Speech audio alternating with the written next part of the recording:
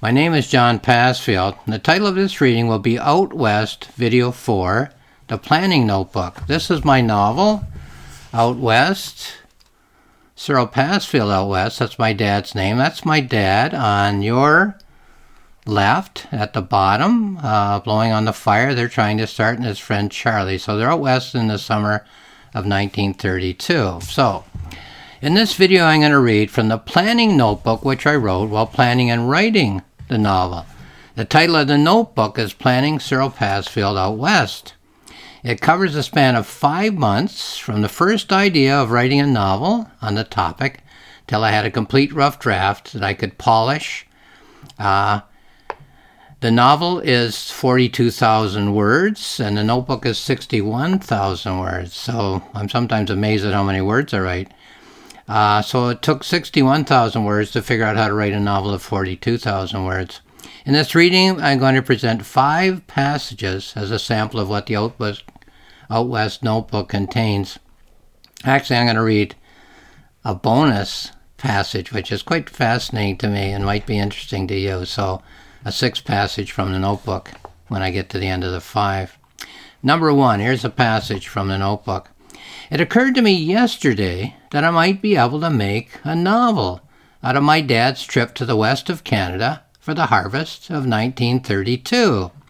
I have thought of this idea before, but only in the sense of it not lending itself to a shape that I could render into novel form.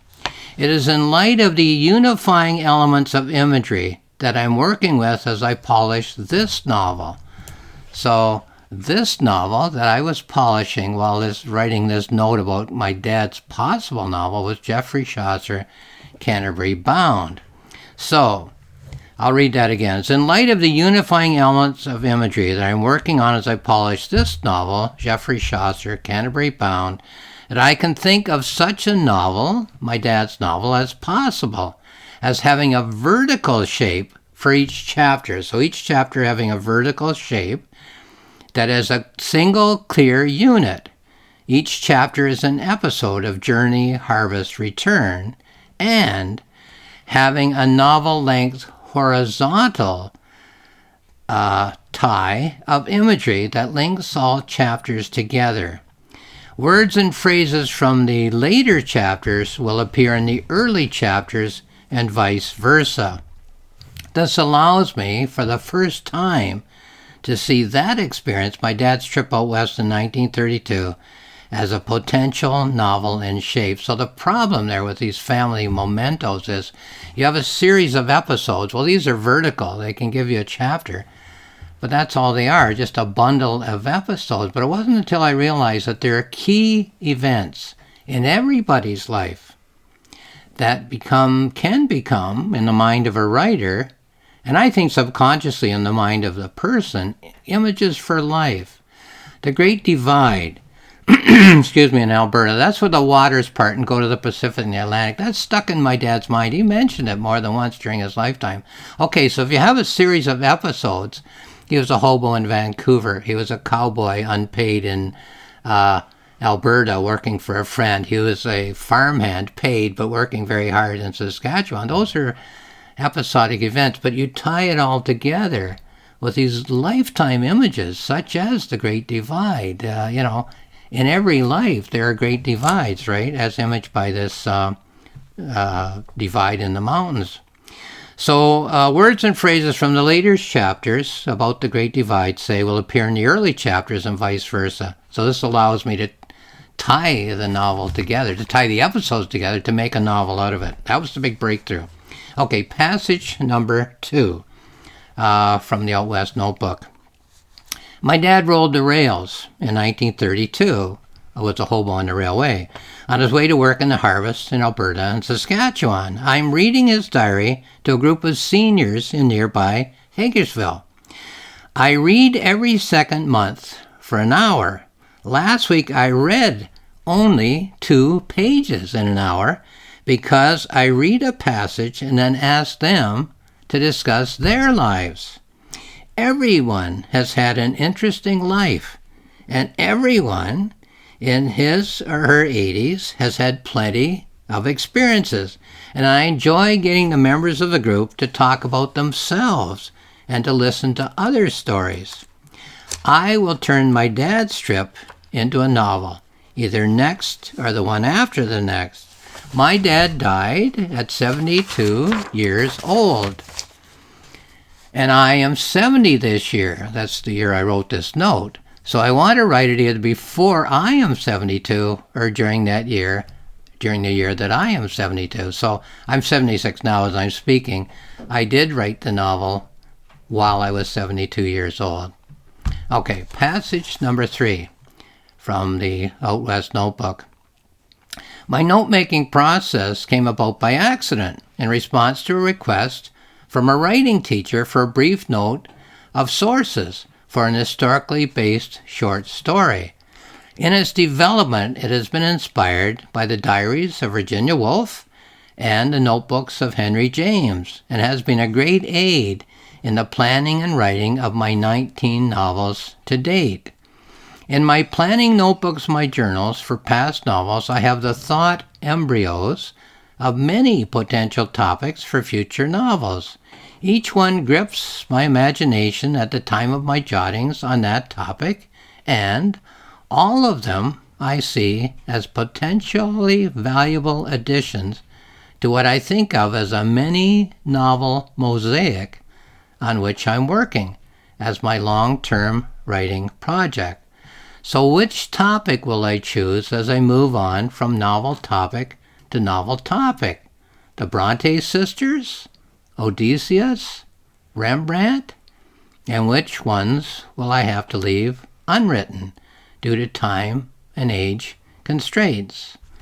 One thing is certain, that I will write my dad's novel next. Cyril Passfield Out West, a novel by John Passfield, and after that, we will see. Well, of the three, the Bronte sisters, Odysseus, and Rembrandt, I haven't yet written an Odysseus novel. I haven't yet written a Rembrandt novel, but I did write a Bronte novel. I originally thought it would be the three sisters rotating as Macbeth and Lady Macbeth rotate chapter by chapter in my Macbeth novel. Turns out it's Emily Bronte herself, meaning 50,000 words inside the mind of Emily Bronte, but she thinks about her sisters. So the title More of Myself Than I might apply to Heathcliff, to Kathy, but it also applies to her sisters. So anyway, 3 ideas there for novels, Rembrandt, Odysseus, and Bronte. One so far has become a novel. Okay, here's the 4th passage that I selected from the notebook. Minor note. Is this a time off from my serious novels? An homage to my dad? An obligation? Major note. No. It is as serious as any of my novels. My dad's curiosity about everything, which comes through in the interview, makes him the first man. By that I mean Adam in the Garden of Eden, the first man to be alive on the earth.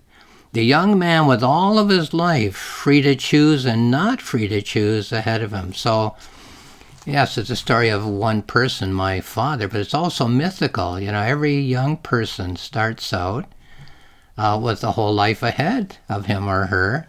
And that includes choices which can be made, but it also includes elements which seem to be choices that have already been made, gender and location, born in Canada as opposed to somewhere else. Many things are already decided. Some of them you can change, some of them you can't. So anyway, a mythical person, my dad. All I need to do is just 2 dashes here. Number 1, keep reading, and 2, keep thinking. And the whole novel will become available to me, will be created by my conscious and subconscious mind. Each novel is unique and has to be imagined into being.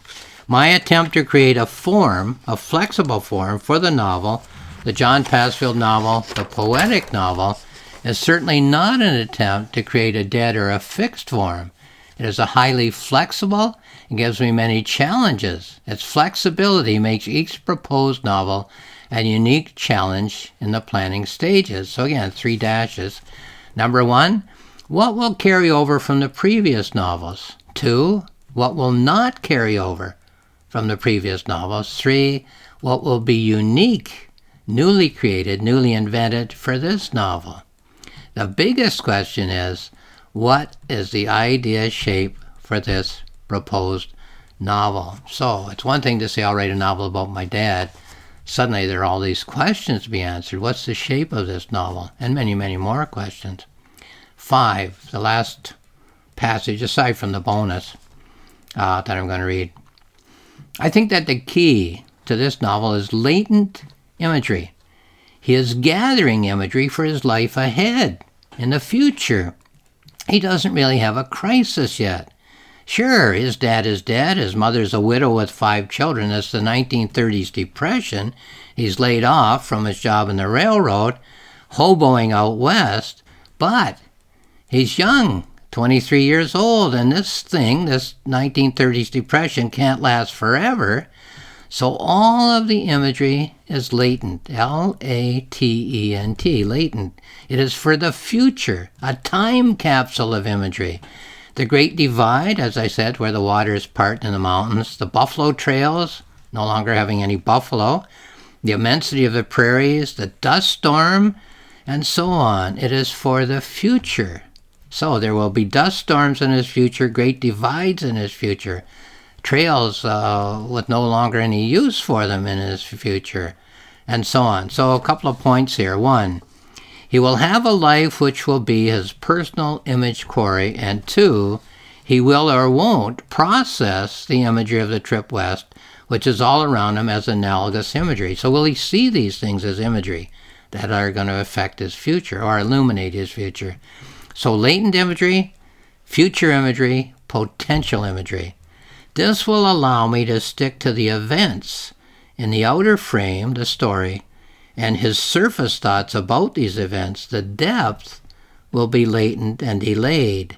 Delayed decoding is Ian Watt's conception of the imagery of Conrad. So reading classic novels, other people's novels like Conrad's, reading criticism about them, come across critical terms like delayed decoding and realizing, well, whether consciously or unconsciously, I can use that kind of concept in my future novels.